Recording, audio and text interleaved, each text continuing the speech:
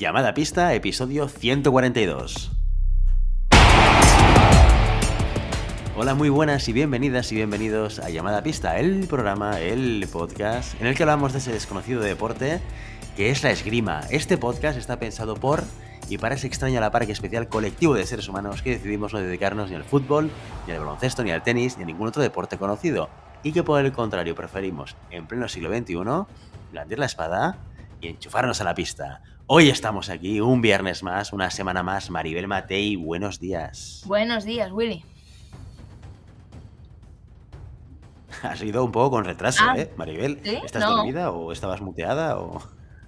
¿Me escuchas ¿No? con lag? Entonces igual vamos con un poco de retraso. El Igual sí, retrasado eres tú, pero a te lo mejor. escucho bien. Pero, Hostia, hoy está... Maribel, ahora voy a hacer una pausa. ¿Cómo viene Matei? Por favor, apaguen la música. Voy a hacer una pausa, un paréntesis. Vamos a parar esta bienvenida. Maribel, hoy estás... Has venido con la arma cargada, ¿eh? Es que... Estás durilla, ¿eh? La primera semana de febrero es brutalmente dura. O sea, estoy en modo supervivencia ahora mismo. O sea, enero tiene 700 días, pero febrero... la primera semana es dura. Pero si no trabajas, no haces nada. No, eso también es verdad. ¿El qué? Que no trabajas. No haces nada con tu vida. Has acabado la carrera. Trabajo. Estás en el momento más dulce de tu vida. Eres una nini. Entre acabar la carrera y ponerte a currar de verdad. Sí. Bueno, Willy, entonces, ¿quién ha creado la carpeta y ha hecho todo el contenido? No sé, porque a lo mejor ha venido solo y yo no me No, entero. pero sí, pero hay un tema... ¿Ves cómo vienes con arma cargada?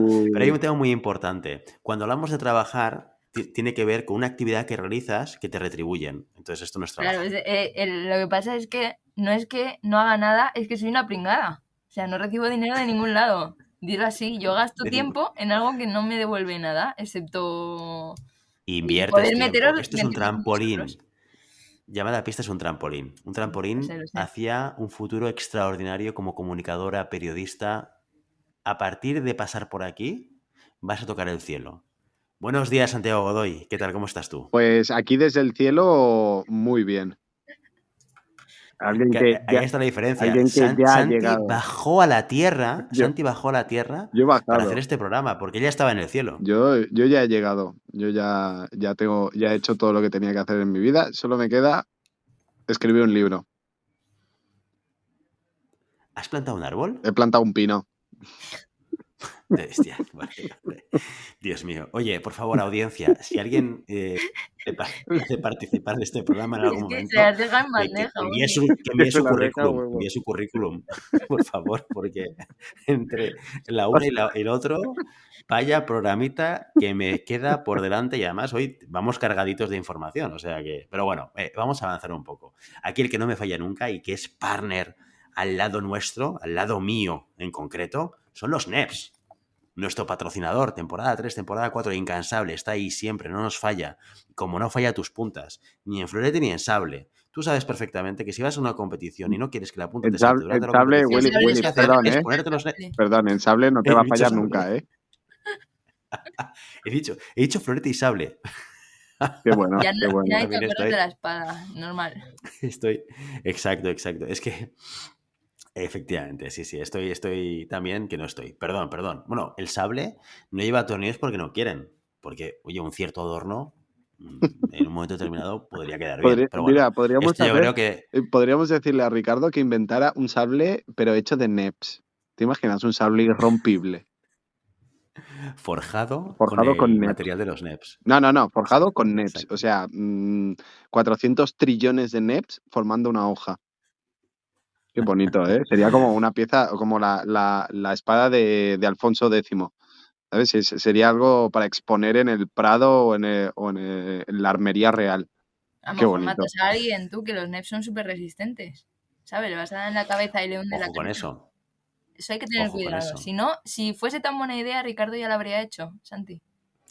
Eso también es verdad. Mira, Maribel ha estado bien. Touché. Ha estado bien. Ahí me ha hecho una buena respuesta. Nunca mejor dicho. Qué juego de palabras, Santiago Godoy. Como es un podcast de esgrima, ¿no? Utilizas lo de tu... Qué bueno, ¿eh? Muy bien. Es que a veces tengo estas iluminaciones momentáneas. Los borrachos lo llaman lucidez transitoria. Exacto, exacto. Pues sí, tenías razón. En el sable todavía no, ya se verá, ya llegará, todo llega en la vida, todo tiene un proceso, todo tiene un camino y un recorrido, pero a día de hoy es la espada, la afortunada de poder tener la posibilidad de contar con los Y el NEPs en sus florete. puntas. Y el florete también, pero el florete lo he dicho, o sea que, pero bien, también, bien, gracias Godoy, gracias Santiago Godoy. Nada, estoy aquí para Podéis enviar el arreglar currículum tus a cagadas. llamadapista.com/contáctanos. Estoy aquí para arreglar tus cagadas, no pasa nada. Gracias.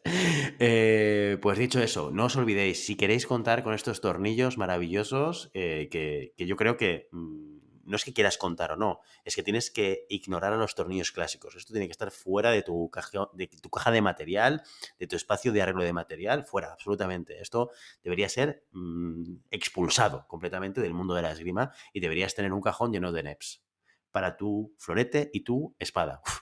Ahora sudo para decirlo, ¿eh? Muy bien, dicho esto, hablado ya de los NEPs, vamos a hablar un poco también de los mecenas. Otro colectivo del que hablamos en cada programa y que nos gusta volver a explicaros qué es, para qué sirven y qué se llevan. Maribel Matei, con tu voz angelical, explícanos un poquito más sobre los mecenas.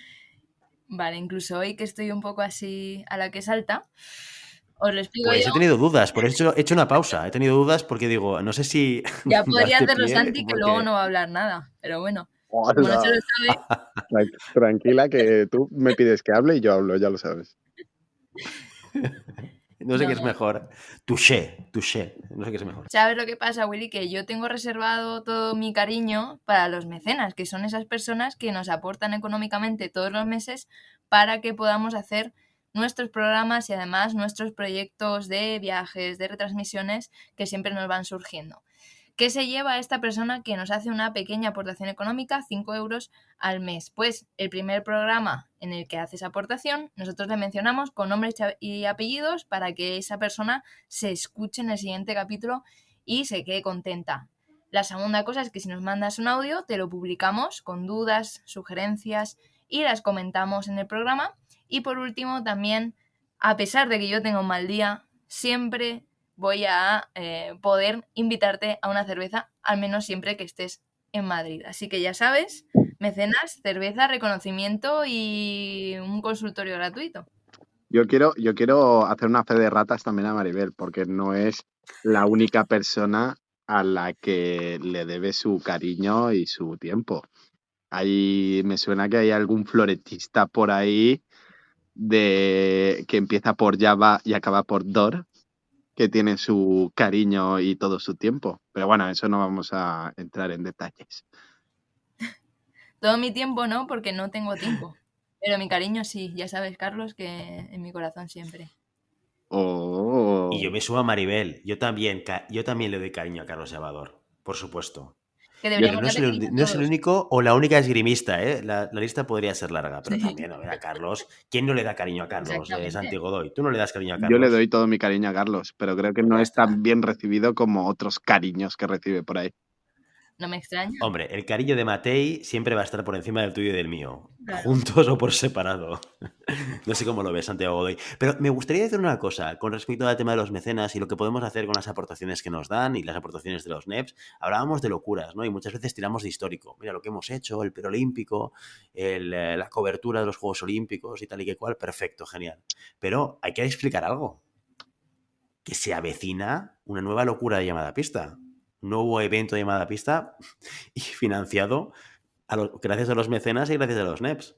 Y es que el fin de semana que viene es el Ciudad de Barcelona y vamos a ir el equipo de Llamada Pista con un set propio nuestro para retransmitir sábado y domingo. O sea que vamos a estar ahí liados con nuestros canales a través del Facebook, a través de Twitch, a través de todos los canales en los cuales habitualmente cuando retransmitimos en directo solemos hacerlo, para explicaros en directo, en vivo y en directo, y si podemos, hablando con los protagonistas, con entrevistas, de lo que pase el fin de semana que viene en Barcelona, en Ciudad de Barcelona, un Ciudad de Barcelona, Santi, que parece que viene tocando fuerte en participación, ¿no? Bueno, mira, hemos pasado de hace 2 semanas de no saber si se iba a hacer a día de hoy ser la Copa del Mundo con récord de participación, con casi 30 equipos inscritos y casi 300 tiradoras el récord de todo el circuito mundial de participantes de Copa del Mundo. O sea que puede ser muy, muy top. Puede haber asaltos muy, muy, muy guapos y estará ahí llamada pista para decirlo en vivo y en directo. ¿Cómo es? Minuto y resultado. Minuto y resultado. Oye, y decía Maribel, si te pasas por Madrid te invito a una cerveza. Aprovechar los que estáis en Barna, que seáis mecenas, que se va a venir el fin de semana que viene y a lo mejor podéis rascar la cervecita. Ahí lo dejo. Ojito. Exactamente. El INEF tiene bar. Pero bueno, una de las restricciones es que no puede haber público. O sea que solo iríais a hacer la cerveza con Maribel. No, hombre, y a ver los alrededores del INEF, que son bonitos también. Está ahí en Montjuic. Es lo único que he visto de Barcelona, yo creo. Me gustó. Entonces, bueno, si vais, por supuesto, cerveza de mecenas. Y además, lo que dice Santi de participación, nadie quiere perderse Ciudad de Barcelona. Así que ahí todos, si no podéis estar, obviamente, como público, sí, como oyentes y espectadores de llamada a pista. Total, ahí estaremos. Si queréis pasaros a saludar, no os van a dejar entrar, pero hoy nos avisáis y salimos un momento y saludamos a quien haga falta. Y si hace falta invitar una birra, se invita una birra. Dicho esto, vamos a avanzar con, diría las noticias, pero hoy os traemos la noticia de la semana. Adelante con la noticia.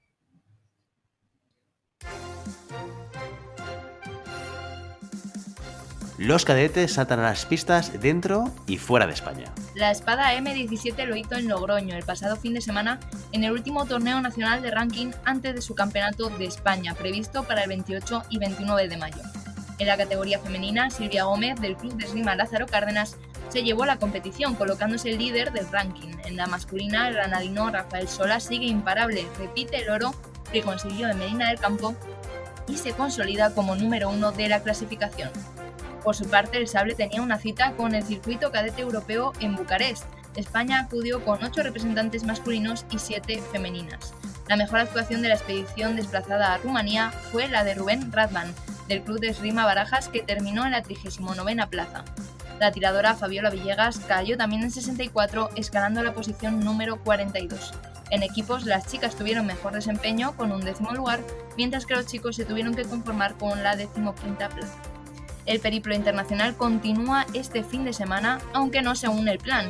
La espada masculina junior viaja a Belgrado con 12 tiradoras, el sable junior a Plovdiv con 11 efectivos entre masculino y femenino, pero el florete senior se queda sin su Grand Prix, al menos de momento.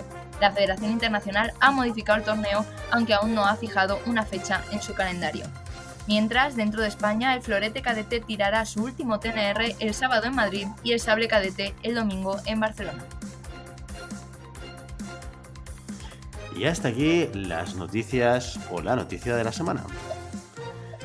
Bueno, una noticia, pero traemos muchísimas más noticias porque han pasado muchas cosas el fin de semana pasado. Los que estáis metidos en el grupo de Telegram ya lo sabéis porque Maribel nos va actualizando de lo que pasa en las competiciones y hemos tenido competiciones internacionales.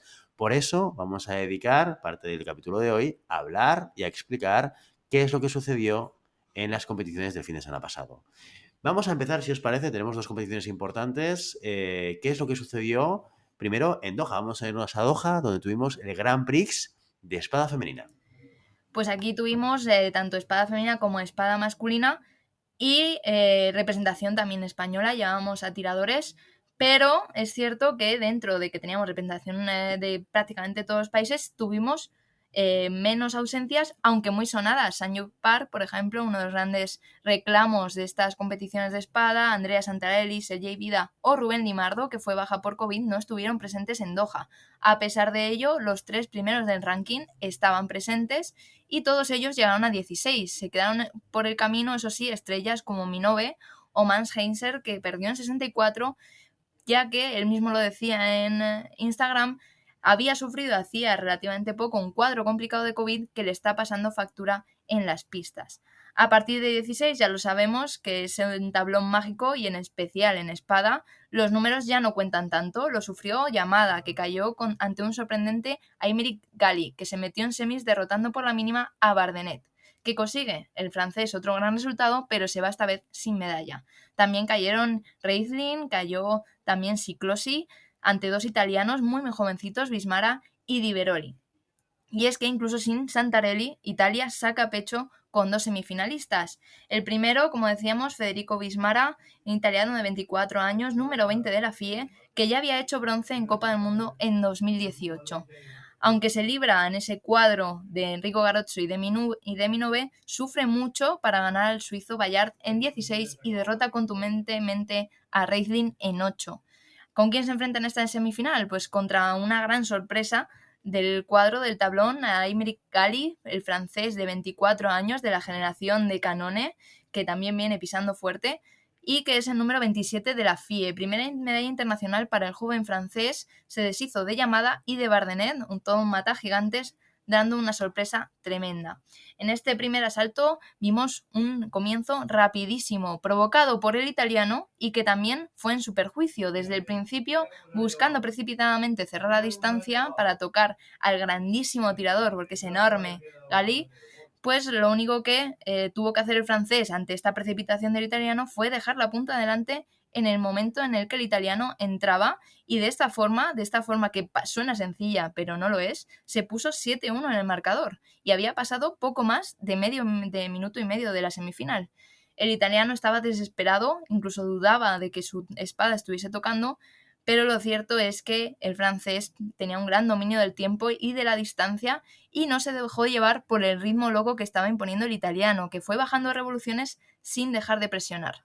No le sirvió de nada y el asalto se iba 11-4 al primer minuto, con Vismara fuera de juego. Tampoco entró en el segundo tiempo. Dominio absoluto del francés, que leyó perfectamente, tanto con la punta como con los desplazamientos, los momentos en los que el italiano quería lanzar su ataque.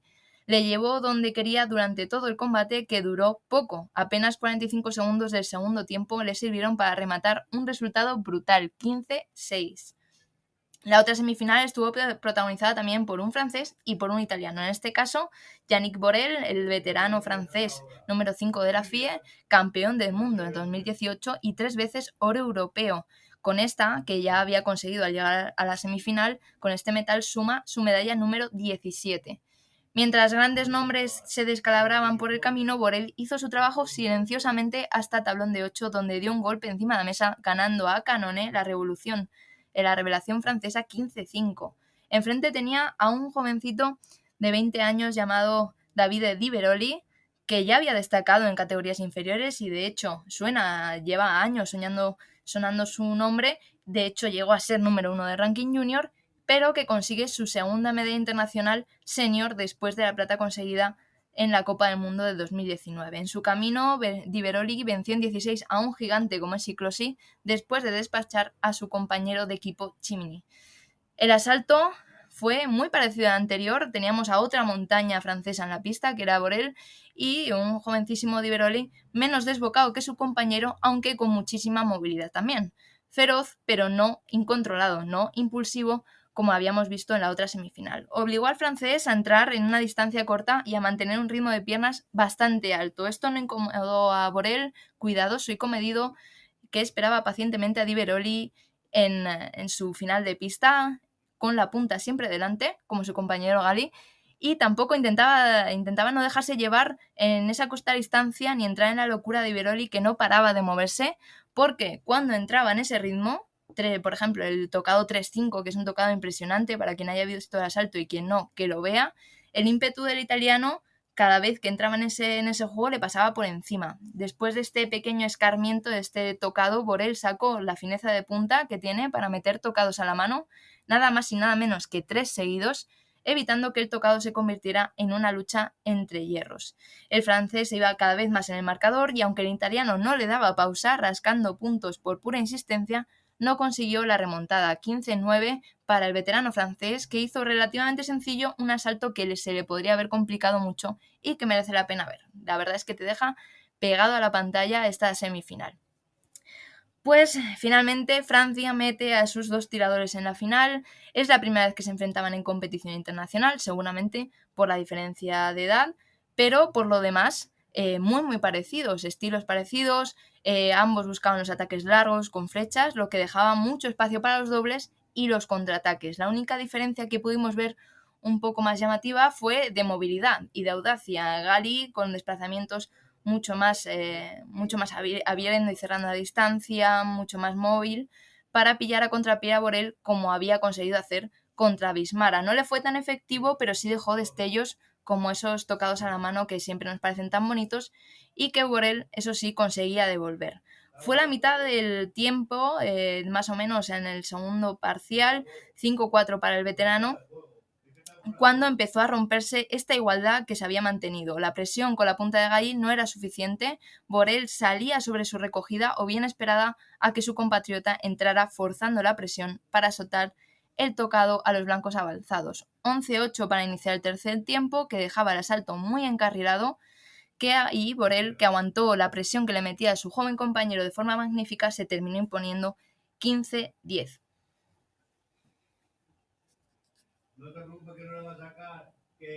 Bueno, impresionante. Volvemos a ver a Borel subirse al podio y hacerse con la medalla de oro. Hacía muchísimo que no veíamos a la montaña en un momento tan bueno de competición.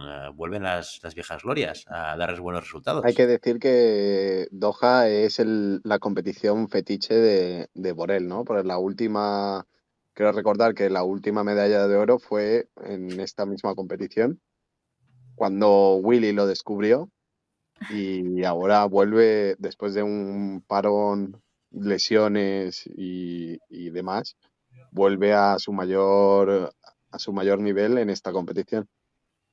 Y fue ahí donde... Totalmente, fue aquel oro que venció a Julen Pereira. Exactamente. Exacto, sí, me acuerdo perfectamente. Hace 2 años de esto. Fue hace 2 años. Esto debe ser en el 2019. Y efectivamente es cuando lo descubrí. Totalmente, salí por él. Pues con toda la elegancia y esa punta que tiene, yo creo que nos va a aguantar muchos, muchos años. Muy bien, pues cuéntanos un poquito qué pasó con el combinado español en Doha. Pues acudíamos a Doha con 4 tiradores, solo Julen de los que consiguieron la medalla por equipos que comentábamos hace unas semanas. Le acompañaron Raúl Sarrió, Juan Pedro Romero y Guillermo Migallón. Sin embargo, los 2 últimos no pudieron ni empezar la competición, se retiraron antes de las pools. Por su parte, Sarrió pasó la primera fase para caer en 128 contra Nagy, mientras que Julen sufrió y mucho para ganar su asalto de previo de 64, que terminó 10-9 contra Nigeler y que le metía en el tablón principal. Allí se enfrentó a Kurbanov en un asalto que no pudimos ver en condiciones. Sin embargo, sí que es cierto que pudimos ver que era bastante igualado, aunque siempre estuvo por encima del kazajo. Los cuerpos a cuerpos fallidos y los ataques fuera de distancia que Kurbanov penalizaba duramente terminaron por romper el asalto del lado del kazajo. 15-11, que deja con ganas de más, seguro que a Julen y a todos los que estamos esperando esos resultados internacionales individuales que aún no llegan. Pues sí, esperamos poder volver a disfrutar de buenos resultados como sucedió en la última competición y bueno, esperemos que vuelvan, que esto sea un paso más dentro del camino. En Doha también tuvimos espada femenina. ¿Qué pasó con la competición de espada femenina, Maribel? Pues lo que pasó es que parece que las competiciones siguen huérfanas de cabezas de 4, con Yi Wen-sun y Ana María Popescu desaparecidas del mapa, sin representación ni china ni rusa. Los títulos de favoritas recaían en las líderes del tablón, aunque no muchas pudieron mantenerlo. Mara Navarria, la número 2, caía en 64. En el primer asalto se caía también las francesas Vitalis y Josephine Jacques, que fue la campeona del mundo de la Copa del Mundo de Tallinn. Y un poco más duraron Alexandra Louis-Magui, la francesa también número 5, y Vivian Kong, número 3 del mundo, que cayeron en asalto de 32. Esas grietas fueron aprovechadas de forma brutal por parte de las estonias. 4 de las 8 tiradoras que se metieron en cuartos de final eran de Estonia, y de ahí eran también las 3 de las 4 semifinalistas. En la primera semifinal vimos a Katrina Legis, que se enfrentaba a Marie-Florence Kandasamy. Las dos consiguieron mantener su número a lo largo de la competición. La estona, número 2 del ranking FIE, bronce olímpico en Tokio, campeona de Europa, conseguía así su tercera medalla en Grand Prix. Apenas tuvo obstáculos complicados de camino a esta semifinal. El asalto más duro para Legis fue en 8, donde la polaca Napi Miazga llegó a los 13 tocados. Kandasamy, número 5 de la FIE, plata en la última prueba de Tallinn, 2 veces campeona de Europa, que llega la veterana tiradora, que tiene ya 30 años, en un gran momento. Kandasamy no vio peligrar su pase a la semifinal en ninguno de los asaltos previos. Las mayores complicaciones se las dio su compatriota Van Riesel en 16, que liquidó con un 15-11.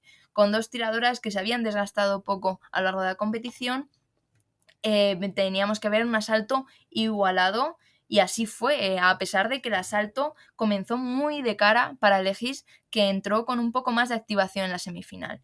Consiguió que la francesa, muy centrada en tocar en los blancos avanzados, se quedase corta en los ataques para sacar contraataques que la pusieron por delante. En el segundo tiempo, Kandasamy cambió el chip, aumentó el ritmo, provocó cerrando la distancia para buscar esos ataques a la mano que le estaban rehuyendo y empezaron a tocarlo.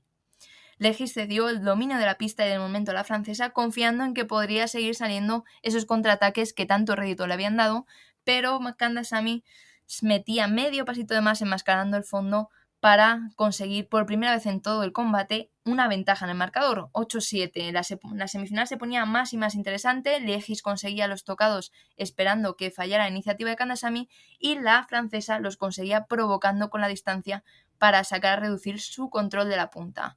Toma y daca que se mantuvo hasta el final, a pesar de que Legis se puso 13-10, la francesa le devolvió el parcial para quedarse 13-12. 2 tocados dobles que no se habían prodigado mucho a lo largo del asalto cortaron su remontada a la mitad. Legis conseguía ganar 15-14 en una final, se metía en una final tras el amargo resultado de Tallinn en el que se quedó en los cuadros previos. En la otra semifinal sí que tuvimos doble presencia de Estonia, una que más o menos podíamos esperar, que era la de Erika Kirpu, número 19 de la FIE, bronce mundial, 16ª medalla para ella, que se coló en la semifinal derrotando a su compañera Embrick y sufrió mucho en 16 contra la ucraniana Kharkova. La otra semifinalista sí que fue totalmente inesperada. Llegaba con el número 92 de la FIE, veterana, 31 años, primera en medalla internacional senior fuera de torneos satélites para Nelly Differt. Se libró durante toda la competición hasta esta semifinal de tirar con espadistas con mejor número en la competición y paró en seco a la húngara Anna Kun, que venía como una bala en su tablón. Un agónico 14-13 que metió a la Estonia por primera vez en su carrera deportiva en medallas en una competición senior. Y que ya había alcanzado su objetivo con creces, se notó mucho en la pista con qué tranquilidad llegó Differt al asalto. Se notó antes de empezar, donde se estaba riendo con su compañera, con el árbitro, y también cuando se dio el primer listos adelante.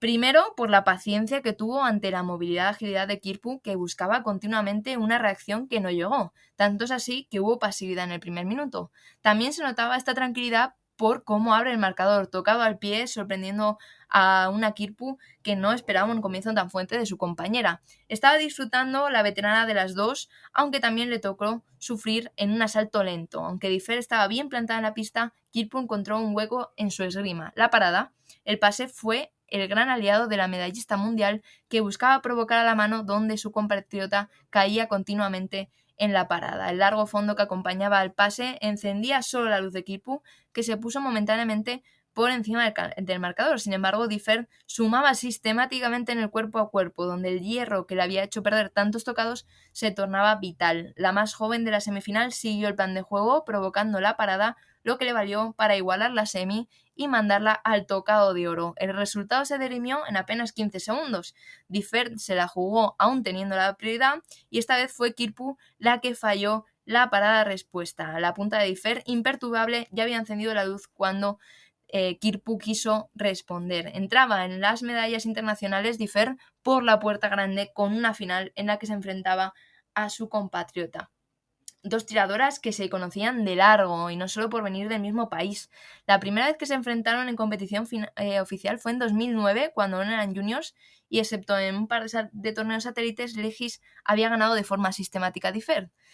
Lo que vimos es que, aunque Differt lo intentó, el ritmo lento que impuso Legis en todo el asalto no le benefició. Vimos además 2 estonias, 2 tiradoras que se conocen mucho y que se movían prácticamente igual, con unos cuantos dobles al principio del asalto que mostraban que podía ser un combate igualado. La única diferencia notable era la movilidad de las piernas y del brazo, muy alta en Legis, posición más sólida de Differt, lo que para ambas tenía una ventaja y un inconveniente. Legis evitaba el hierro de Differt, aunque podía encontrar su compañera la mano donde tocar, y Differt encontraba tocados en la mano que permitían reducir un desgaste físico que empezaba a ser patente.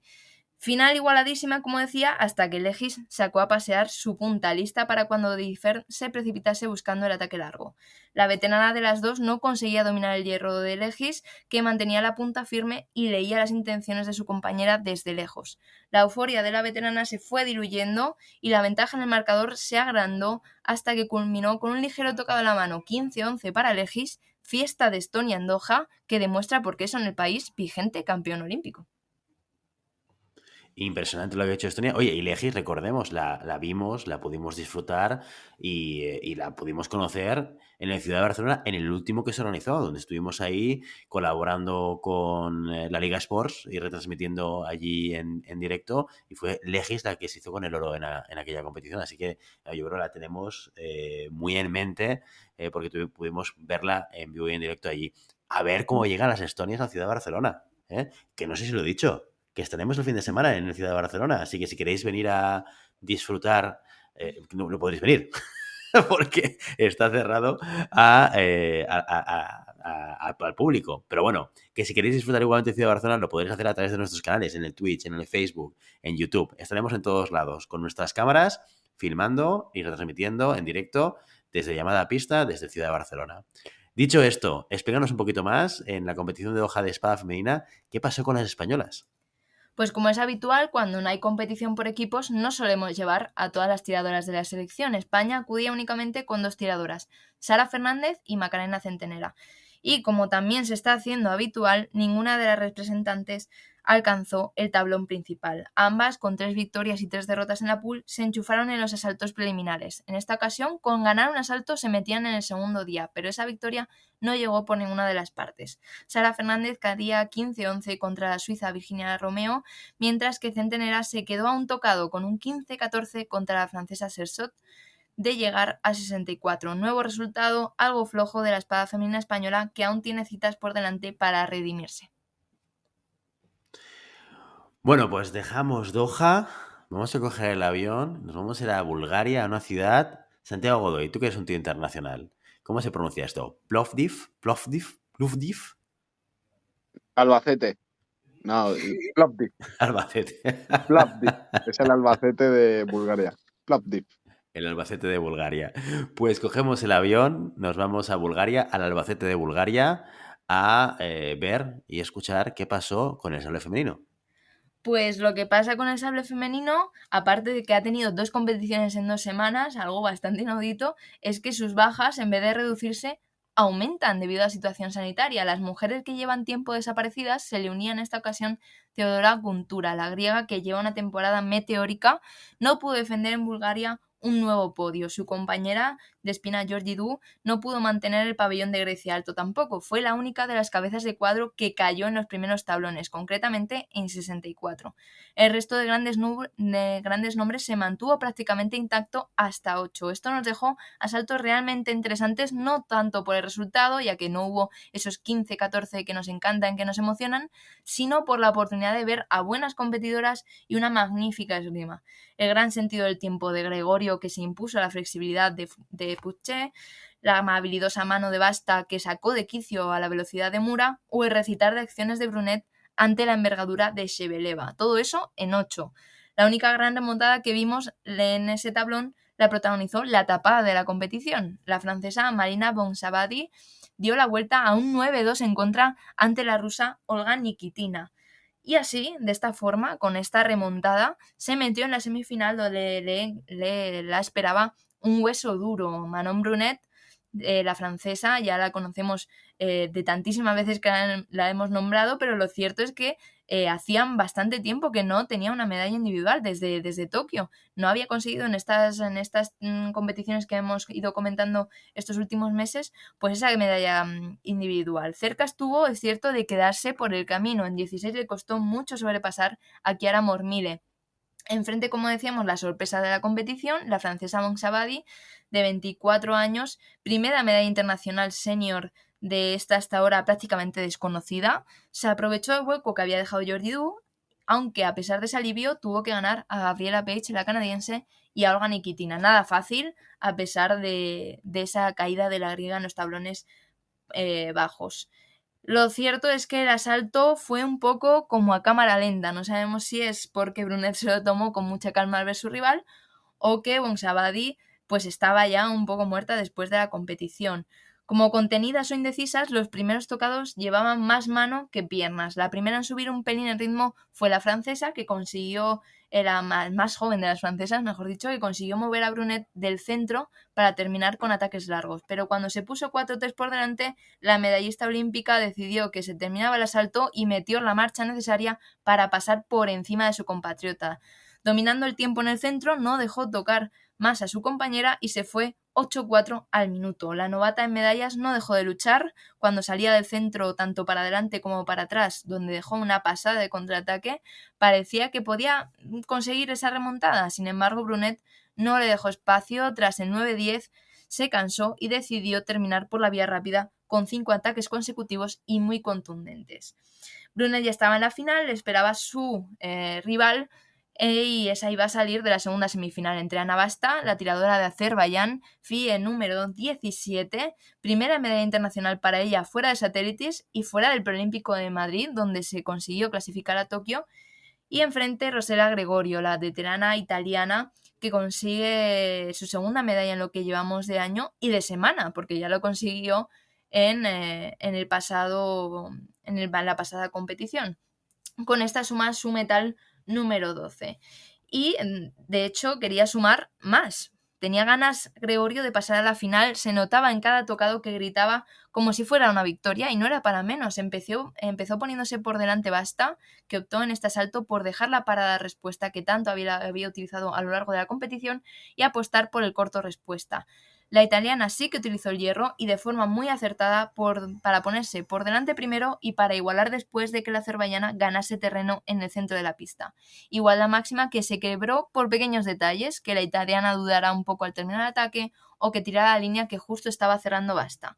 Salir un poquito más tarde en el centro de la pista y finalmente esos cortos respuestas que hacían que Basta tuviese una tranquilidad pasmosa y que terminaron decantando la semifinal de su lado. 15-13 para la azerbaiyana, es cierto, muy luchado por Gregorio y muy trabado, con numerosos vídeos y cambios de decisión arbitral, que es algo que no solemos ver, pero que no empañó el gran asalto que protagonizaron estas tiradoras. Así se plantaba Basta en la final contra Manon Brunet, que se habían llegado incluso a enfrentar en junior por la similitud en la edad y que hasta ahora había ganado una y otra vez la francesa. Lo cierto es que las finales están para romper estadísticas y eso debió pensar la azerbaiyana, que pasó por encima en intensidad a la tranquilidad que estaba demostrando la francesa. Menudo primer tiempo de Basta que no dejó opción a la medallista olímpica. Salía siempre antes en el centro, es cierto que tampoco ponía mucha explosividad Brunet para solucionarlo, cerraba las líneas donde la francesa quería terminar y encontraba el brazo de Brunet incluso en las defensas largas. Tenía que dar todo la francesa para remontar el 8-2, lo intentó, tirando de su esgrima más fina, engañando a Basta para que saliese en falso en el centro, y con esos desplazamientos que tiene la francesa, que parece que paran el tiempo. Llegó a ponerse, de hecho, 9-8, parecía que había decidido que el asalto tenía que darse la vuelta cuando ella quisiera, pero la azerbaiyana no cejó. Los fallos en el ataque de Brunet, tocaba siempre en la segunda acción, pero no en la primera, fueron decisivos para que el ataque largo de la tiradora de Azerbaiyán pusiera el 15-10. Basta se estrena el medallero internacional con un oro y ante una rival a la que prácticamente no había podido acercarse en el pasado. Bueno, impresionante Basta, que ya hemos hablado de ella esta temporada y que fue, recordemos, la que se clasificó para Tokio a través del preolímpico. Con lo cual, yo creo que desde ese momento la hemos tenido identificada y va saliendo. Y probablemente seguirá saliendo porque está haciendo una temporada extraordinaria a nivel de resultados. Así que muy bien por ella. Ganar a Brunet en una final no es moco de pavo, ni mucho menos. Maribel, ¿qué pasó con las españolas? ¿Qué hizo el combinado español en la competición en Bulgaria? Pues España iba con una gran expedición a Plovdiv. 8 tiradoras acudieron a esta Copa del Mundo y solo Ainhoa Pérez se quedó en la fase de pool. Paula Montoya y Elena Hernández, es cierto, cayeron en 128 y Tsia Gallardo en previo de 64. En total, España consiguió meter de nuevo 4 tiradoras en el tablón principal, algo que suena genial y que nos habla del nivel que van cogiendo el sable femenino español. La primera, Lucía Martín Portugués, que venía de pasar el COVID tras esa competición del fin de pasado en Tbilisi y que estaba en el grupo de las exentas debido a las bajas de la parte alta del ranking. Entró directamente al segundo día, pero no pudo ir más allá después de un asalto extraño contra la rusa Trots. La española se fue por delante a minuto y aunque el asalto estaba igualado, parecía tenerlo bastante bajo control. Se le escapó al final por fallos realmente difíciles de explicar, respuestas de esas que entran siempre y que sin embargo en el caso de la española no encendieron y que hicieron de hecho que ella probara varias veces su sable en la chaquetilla de la rusa. Sin saber muy bien cómo, lo cierto es que Lucía perdió en ese tablón de 64, 15, 12. Celia Pérez se enfrentó por su parte a la japonesa Fukushima. La agresividad de la guardia y los desplazamientos de Celia no fueron suficientes ante la japonesa, que tenía ganado el tiempo y se fue en el marcador a base de ataques sobre la preparación. Las paradas respuesta y los ataques más largos le dieron aire a la española, tanto que llegó a ponerse por delante 11-10. El centro de la pista, sin embargo, se le volvió a escapar y con él 5 tocados para terminar su participación individual. María Ventura, la benjamina de las que se había metido en ese tablón principal, tenía un cruce muy duro contra Sara Balser, contra la francesa. Esto se vio en la pista, donde María no pudo frenar al huracán que suponía Balser, y en el resultado, 15-2, a pesar de ello, nueva experiencia en senior para Ventura, que suma minutos de competición internacional. La más veterana, Araceli Navarro, fue la que llegó un poco más lejos. Primero consiguió ganar a Battiston en 64 en un asalto en el que fue de menos a más. Controló muy bien la distancia en los tocados largos, con lo difícil que es no encajar tocado defendiendo al final de la pista. La española supo presionar para que la italiana terminara antes de tocar y fue también muy superior en el centro de la pista. Gran asalto de Araceli, 15-10, para enfrentarse a la número 1 del mundo, a Manon Brunet, que parece que nos persigue a las españolas. Esta vez el centro de la pista sí fue para la francesa, con un sentido del tiempo espectacular y mucho acierto en las paradas, que le dio una ventaja en el marcador prácticamente insalvable, 8-0 al minuto. A pesar de que Araceli tuvo tocados muy buenos y demostró buena esgrima, con parciales bastante esperanzadores, la solidez de la francesa no se tambaleó, 15-7, que dejaba a las españolas pensando ya en los equipos. Bueno, pues hablemos un poco de los equipos. Ya sabéis, esto es una Copa del Mundo en Bulgaria y eso quiere decir que aparte de disfrutar de la competición individual, también tuvimos equipos. ¿Qué pasó con la competición de equipos, Maribel? Pues, Willy, no sabría decirte qué pasó, porque lo que pasó fue tan loco. Además, normalmente estamos acostumbrados a que los equipos son muy estables. Las competiciones por equipos suelen ser más estables que las individuales. Pues aquí pasó lo contrario. La individual fue bastante estable en cuanto a grandes nombres y el equipos fue una auténtica locura. Bulgaria venció a Rusia, número 1 del mundo, 45-44 en 16.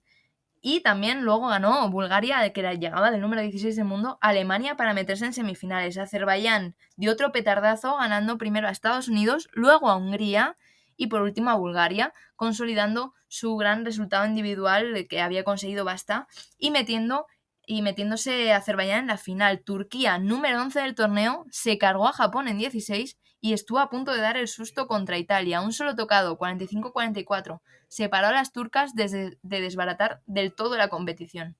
Eso sucedía en una parte del cuadro, en otra parte del cuadro estaba España y esta sí que se siguió más o menos la línea esperada. Nuestro cuarteto, formado por las habituales Navarro, Martín Portugués y Pérez Cuenca, a la que se le unieron María Ventura, cumplió su papel en 16 contra las ucranianas, rivales directas en el ranking FIE. Aunque el encuentro se puso difícil en el cuarto periodo, Lucía volvió a salir ganadora para adelantar a España, como hizo ya en Tbilisi, y después, contundentes, sus compañeras cerraron el asalto con tranquilidad. Mucha tranquilidad para, repito, ser rivales directas en el ranking, 45-32. Una pena, es cierto, que el destino volviera a cruzar a España con Francia, que ahora mismo sigue siendo imbatible. Las francesas enseguida se fueron en el marcador, demostrando que son muy fuertes individualmente, pero más como equipo. Pierde España 45-32 en tablón de 8 y cayó de nuevo en el tablón por detrás, en la lucha por el quinto puesto contra Hungría. Encuentro muy emocionante para quien pueda verlo y no le importe ya saber el resultado, llegó al último parcial de cara para las españolas tras un asalto brutal de Lucía que parece que saca lo mejor de sí en la competición por equipos. Sin embargo, la fuerza y velocidad de Puché, que había hecho una individual regulero, remontó el 9º periodo contra Araceli, que solo pudo sumar un tocado. Este resultado es cierto que podría haber sido un 5º puesto, se podía haber ganado a Francia, aunque no sé muy bien cómo.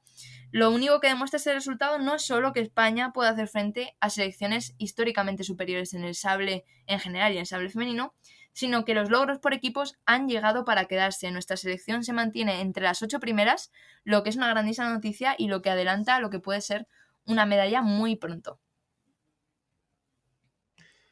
Pues oye, Lucía extraordinaria otra vez, como lo estuvo en Tbilisi, que por cierto, ya lo sabemos, nos habéis estado preguntando, ¿traeremos al equipo de sable femenino para que nos explique las historias e historietas y vicisitudes de la aventura en Tbilisi? Y la respuesta es que sí, estamos en ello, lo estamos organizando, estamos intentando cerrar fechas, horarios con ellas para que las protagonistas nos expliquen desde su punto de vista y con las historias vinculadas todo lo que pasó en Tbilisi, así que no os preocupéis que muy pronto, más pronto que tarde, las tendremos con nosotros. Y Maribel, lo que no nos has contado es qué es lo que pasó en el podio. No nos dejes en ascuas. Pues a pesar de todas las sorpresas que he contado, como el descalabro bestial de Rusia, que terminó 13ª, algo insólito, pues lo cierto es que las medallas se repartieron de forma bastante normal. El bronce fue para Italia, que dejó sin premio físico a una gran Bulgaria, y el oro para Francia. La excepción fue Azerbaiyán. Ya hemos comentado su camino meteórico, pero no hemos dicho lo complicado que le puso las cosas a Francia en la final.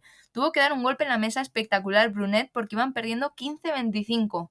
La francesa, la capitana del equipo, la medallista olímpica individual, metió 15-1 para dar la vuelta al encuentro y llevar de nuevo la victoria a su equipo. Segunda Copa del Mundo de sable femenino, segundo oro de Francia, que es imparable y que ahora mismo parece un escalón por encima del resto, incluso de Rusia, que sigue teniendo el número 1.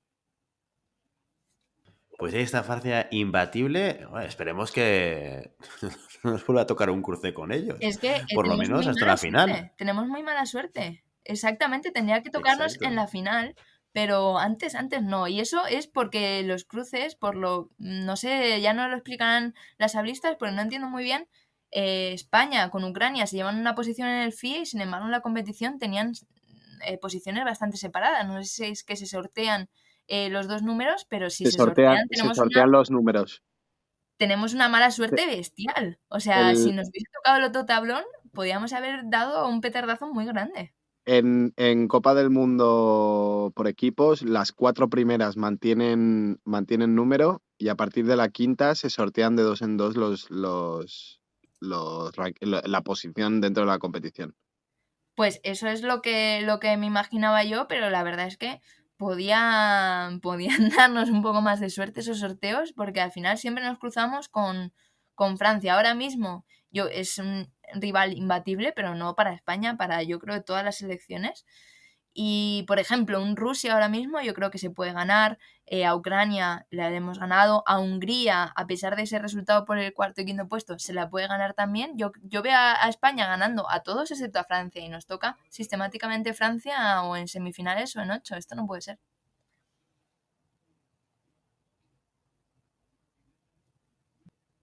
Bueno, esperemos que no va a suceder. Muy bien, Maribel. Oye, pues muchísimas gracias. Nos hemos paseado por Doha para ver el Grand Prix de espada masculina y femenina. Nos hemos paseado por Bulgaria, por el Albacete de Bulgaria, para ver qué es lo que ha pasado en el sable femenino. Santiago Godoy, ¿qué tema nos traes hoy? ¿Qué contenido quieres compartir con nosotros en el día de hoy, 4 de febrero del 2022? No, la verdad es que yo me quiero quedar con los resultados, sobre todo el trabajo de Estonia dentro de espada femenina. Es decir, cuando una cosa funciona, en realidad Estonia ha tenido un cambio generacional desde aquella Irina Embrick hace 5 años que quedó campeona de Europa y está haciendo ahora finales de 8 y todas las jovencitas están haciendo podio. Entonces, realmente el trabajo que están desarrollando dentro de Estonia está teniendo muy buen resultado Y ten en cuenta que Estonia es un país súper pequeño, o sea, con una población muy, muy, muy pequeña. Entonces, el trabajo que se realiza debe ser espectacular. Muchas veces nos vamos muy lejos para ver qué hacen los demás, ¿no? China, Corea, estos grandes nombres, cuando dentro de Europa tenemos una, unas escuelas también bastante potentes, quitando Italia, Francia, que son Rusia, que son las que tienen más nombre por historia, pero realmente creo que Estonia hay que seguirla muy de cerca, tanto por el trabajo que hacen como por los resultados. Yo creo que es impresionante que en una Copa del Mundo, en un Grand Prix, 4 de las 8 estén entre las 8 mejores, es algo a tener en cuenta. Entonces, si tenemos que hacer algún seguimiento, debe ser de Estonia, que viene de ser campeona olímpica y que las tiradoras, quitando la segunda, son tiradoras muy, muy jóvenes. Oye, Santi, y llevamos, por lo menos desde la temporada pasada, hablando y siguiendo ciertas acciones y movimientos en algunos equipos internacionales hacia un cambio generacional. Lo hemos visto en Rusia, por ejemplo, lo hemos visto en cierta manera en Italia, en algún Arma, en el que hemos visto pues, salir alguna veterana e introducir a gente más joven. En tu experiencia, ¿qué acciones o qué maneras son las que tienden a dar mejor resultado en un momento tan relevante para un equipo nacional como es el cambio generacional? Sobre todo, estamos viviendo ahora un cambio generacional. O sea, Estonia hizo su cambio generacional antes de los Juegos Olímpicos. Esa es la primera. Siempre es verdad que cuando se habla de equipos nacionales o de entrenadores o directivos que siguen los equipos nacionales, siempre tienen un ojo mirando hacia atrás, ¿no? Es decir, el trabajo que se hace con el equipo, el primer equipo que tenga representación, es una cosa, pero sí que es verdad que todos los entrenadores tienden a hacer un seguimiento muy de cerca de los futuros, eh, bueno, de las promesas que pueden haber en su país, ¿vale? Entonces, creo que esto es comparable a un cambio de ruedas en la Fórmula 1, ¿no? Cuando entras en boxes, antes o después te puede hacer ganar o perder la carrera. Yo creo que Estonia, en vez de hacer el cambio generacional después de los Juegos Olímpicos de Tokio, creo que hizo este cambio generacional un par de años antes y eso sí que ha dado muy buen resultado. Las chinas también lo hicieron, pero sí que es verdad que China sigue como otro mecanismo, otro sistema. Pero hablando de manera europea, tendemos a enquistarnos y ahí vemos tiradoras y tiradores muy, muy veteranos dentro de los equipos y hay un salto muy grande entre los veteranos de un equipo y los que entran por debajo, ¿no? Entonces creo que los estonios han hecho un gran trabajo en el hecho de no han retirado a sus tiradoras más potentes. Recordemos que Irina Imbrich ha sido campeona de Europa, pero sí que es verdad que han empezado a dar más oportunidades en el primer equipo a tiradoras más jóvenes, como puede ser Legis, como puede ser Kirpu. Y ha sido de manera muy natural, ¿vale? Entonces, es difícil hacer o tomar esta decisión de quitar a tu caballo ganador o a tu caballo que te ha dado resultados por alguien nuevo que no sabes cómo puede salir, ¿no? Estamos hablando de tiradoras que entran en el primer equipo prácticamente en su primer o segundo año después de junior, ¿no? Estamos hablando de tiradoras de 21, 22 años. Y es una apuesta que tienes que hacer, pero que se va fraguando de mucho antes. Entonces, bueno, es como ser un buen estratega en este caso. Tener claro de dónde vienes, tener claro con quién cuentas ¿sí? Y apostar por las nuevas generaciones. Siempre te puede salir bien o te puede salir mal. También es verdad que ha habido equipos con cambios generacionales, puede ser un Italia, por ejemplo, que han hecho un cambio generacional que no ha dado los resultados que habían dado las anteriores, y que han vuelto, por ejemplo, una Navarra sigue ahí con 30 y pico años, ¿sí? Entonces, bueno, es un... Yo hablando desde el punto de vista que no soy ni seleccionador nacional, ni tengo las capacidades ni los conocimientos para decidir sobre cuándo es el cambio generacional, pero el sentido común siempre te dice que no hace falta esperar a que se retire una persona para sustituirla si quieres tener un equipo más o menos sano, en este sentido. Más o menos sano, hablando de intensidad, hablando de juventud, hablando de potencial, hablando de mejora. ¿Sí? No siempre es contar con la que toca, sino todo lo que puede mejorar lo que viene detrás de ella. En este caso Estonia, el equipo femenino de Estonia, que no ha sido el equipo masculino, porque recordamos que el equipo masculino tenía un grandísimo Novosjolov que no ha tenido un igual o no ha tenido un equipo que le siguiera después de su retirada. Entonces, bueno, estamos viendo que ahora las francesas tienen un equipo joven, estamos viendo que las italianas siguen. La última incorporación así potente fue Fiammingo, que ya está peinando canas, como aquel que dice. Entonces, es simplemente tener en cuenta pues esas características y sobre todo confiar en lo que viene detrás, cosa que no es fácil. No es fácil sacar a alguien que sabes que va a tocar o sabes cómo va a reaccionar o más o menos te tiene acostumbrado a unos resultados para apostar por alguien que a priori aún no tiene ni la experiencia ni los resultados de las veteranas.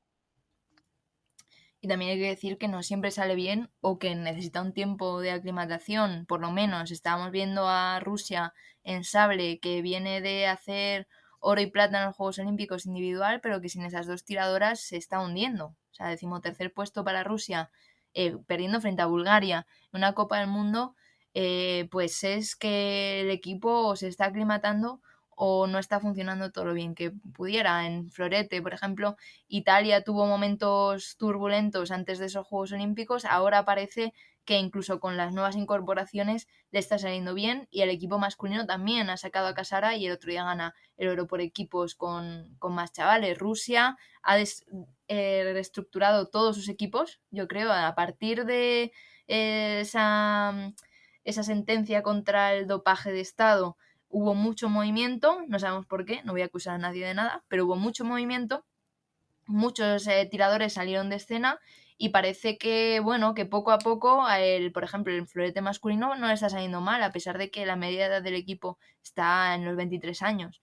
Entonces, necesitan un tiempo y además hay algunas personas muy fuertes de los equipos que cuando caen, pues una Derigatsova en florete femenino, una Belikaya, una Podniakova en sable femenino, parece que le está tocando muy, muy fuerte, teniendo en cuenta que el relevo de Nikitina es cierto que en individual ya hacía cositas, pero que la presión la está pudiendo un poquito. Así que... Sí, sigue, Maribel. No, que simplemente eso, que hay cambios que son más naturales, que salen de forma más natural, que no se deja perder competiciones porque pues el relevo se ha probado lo suficientemente antes, ha habido un cambio natural, ha habido una cesión natural de poder de las viejas generaciones a las nuevas, o no tan nuevas, pero que ya venían en el equipo nacional, y otros que los cambios han sido tan disruptivos que a lo mejor falta tiempo para que esos equipos se aclimaten. Hay que decir también que la esgrima es súper curiosa, ¿no? Porque realmente es un deporte individual. Entonces, las dinámicas individuales y las dinámicas de equipo son completamente diferentes. Ahí tenemos que, por ejemplo, una Bulgaria se puede colar cargándose a las cabezas de serie porque trabajan bien por equipos. Entonces, dentro de la dinámica de equipos, no solo cuenta la calidad individual, sino la cohesión como equipos. Y muchas veces la cohesión por equipos pasa por encima de la calidad individual de sus componentes. Entonces, ahí estoy de acuerdo con Maribel de no siempre el cambio generacional sienta bien a la estructura de equipo, ¿vale? Puedes tener una chiquilla, un chiquillo que sea la bomba, pero que dentro de la dinámica del equipo, del funcionamiento del equipo, no cuadre, ya sea por riñas internas, ya sea por metodología, ya sea por cambio de energías, cambio de dinámicas, ¿no? Alguien que entra nuevo siempre quiere dejar su imprenta, siempre quiere aportar algo más. Y en un equipo donde la estabilidad y la coordinación entre sus componentes es lo más importante, estos cambios no siempre sientan bien hasta que se consigue una nueva dinámica o hasta que muere en el intento, porque también ha habido equipos que, por ejemplo, Italia, el caso de Italia, que las integrantes del equipo italiano eran individualmente todos portentos, pero como equipos esas rencillas internas podían sobre la calidad individual de cada una. Bueno, al final es un juego de egos. También son todas y todos son grandísimos tiradores y tienes que estar supeditado por el bien del equipo, ¿no? Y conseguir controlar los egos, conseguir controlar las estrellitas, conseguir controlar las personas, al fin y al cabo, que son las que se enchufan a la pista, es un trabajo que yo creo que cuanto menos interesante y complicado para las personas responsables de tomar las decisiones. Piensa que al final un equipo no solo son 4. ¿Sí? Un equipo dentro de un equipo nacional hay más personas que posiblemente estén demostrando la misma calidad y tú tienes que apostar solo por 4 personas que intenten llegar a coordinarse y a trabajar de manera conjunta por un resultado. Y no siempre hay decisiones que se toman que no siempre responden a una realidad deportiva, sino también a una realidad personal y una realidad, bueno, de coyuntura de este grupo. Totalmente, y para muestra un poco lo que les pasó en la Copa del Mundo de florete masculino, lo decíamos cuando hicimos la review de Chase Emmer, el chaval que gana Java, hace medalla, resultadazo para él con 17 años y que sin embargo no entra en el equipo. Pues supongo que el equipo técnico estadounidense dijo, oye, cuidado con esto porque es verdad que hace una medalla, que es un resultado, pero tiene 17 años, bueno, también esa un poco prudencia de meter a gente en el equipo demasiado rápido, que se quemen sin ver una trayectoria clara. Entonces, bueno, esas decisiones siempre están ahí. Estamos nosotros para contarlas, que siempre son interesantes.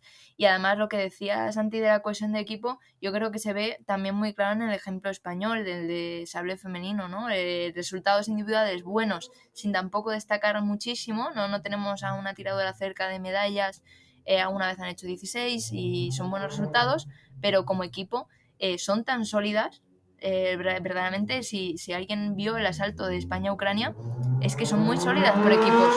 Incluso contra Francia es cierto que se va el asalto muy rápido, pero en otras ocasiones hemos visto pelear bien contra Hungría, que es una ahora también está en relevo generacional con Puche y demás. Le faltaba a Anna Marton, pero le planta cara muy muy fuerte. Y como equipo yo sinceramente las veo llegando muy muy lejos. Individual, a pesar de que creo que tienen la esgrima, aún les falta, porque aún no están consiguiendo resultados que puedan amenazar esas medallas, pero y que pueden llegar en cualquier momento. Ya sabemos que las Copas del Mundo y los Grand Prix son un poco, se cae una del tablón, entonces entro yo, tengo el camino un poquito más fácil, pero por equipos que es muy difícil meterse, se han metido. Y esa cohesión es lo que les puede llevar pues al éxito que están teniendo y que seguro que van a tener en el futuro más.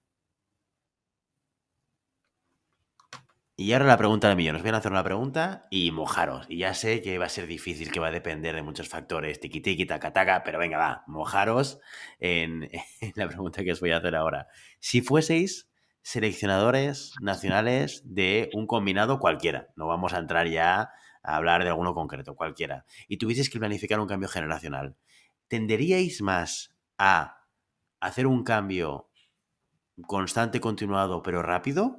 ¿O poco a poco, intentando buscar ese resultado del corto plazo de la temporada con el equipo más potente, a pesar de que tardaseis un poquito más en hacer ese cambio generacional? ¿Cuál sería vuestra postura?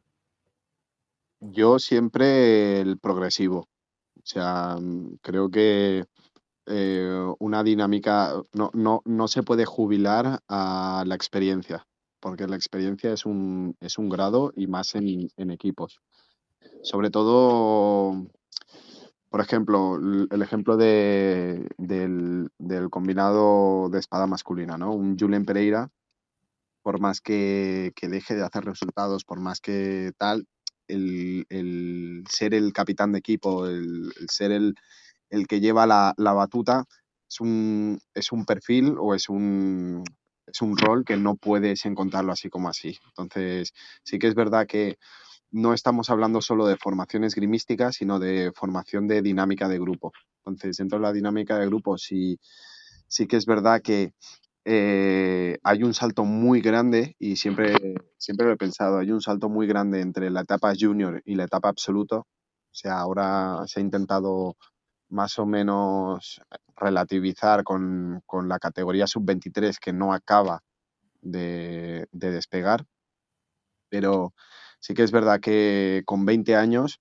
ves las cosas de una manera y con 30 las ves de otra muy diferente, ¿no? Entonces, esa experiencia que te da la edad, sobre todo, te da el cambio, te da las horas de vuelo, no la puedes sustituir de un día para otro. Sobre todo porque te estás encontrando con combinados muy potentes, muy sólidos, eh, asentados en esto, ¿no? En la experiencia, en la edad, en la tranquilidad que te puede dar una persona que tiene, hablando mal, los huevos pelados encima de la pista, ¿no? Entonces, yo la verdad es que intentaría siempre meter goteando, hacer cambios de uno en uno, temporada a temporada, y a ver cómo van respondiendo.